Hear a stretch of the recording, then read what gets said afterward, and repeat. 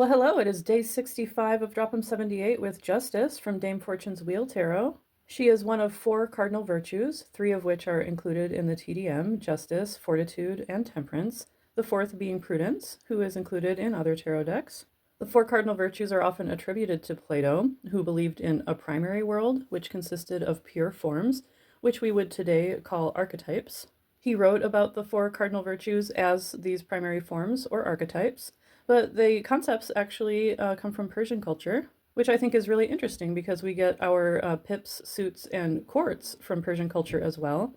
But the virtues and the pips and other playing card aspects entered Europe from opposite ends and eventually came full circle and rejoined each other in the tarot.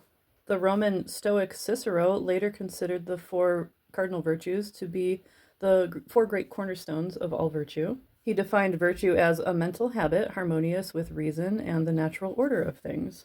They were later adopted by Christianity and had some more moralistic baggage applied to them, and were joined by the three theological virtues: faith, hope, and charity. Lee Burston notes that she's one of the few tarot symbols that we are just as familiar with today, since she makes such a frequent appearance in courtrooms, and she means basically the same thing she always has meant. Although the blindfold we see today is a later addition, medieval and early Renaissance symbolism would have considered a blindfold to mean ignorance and unfairness, and it's the fact that she's not blindfolded that makes her impartial and clear-sighted. These scales initially meant the even distribution of goods. In later theological interpretations, it was weighing sins and good deeds or something like that.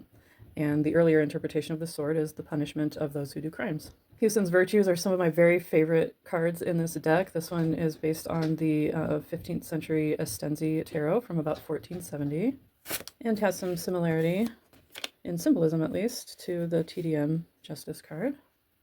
My detail, I'll choose the kind of halo that she has. This kind of polygonal halo rather than a round halo symbolizes that she is an allegory rather than a sacred figure. Demellet and Coeur de Gébelin simply labeled her Justice. She is what she is. It's a well-known symbol, and they apparently didn't feel the need to expand upon that. Hewson says she can mean impartiality, law, due process, rectitude, probity, reason, and virtue rewarded.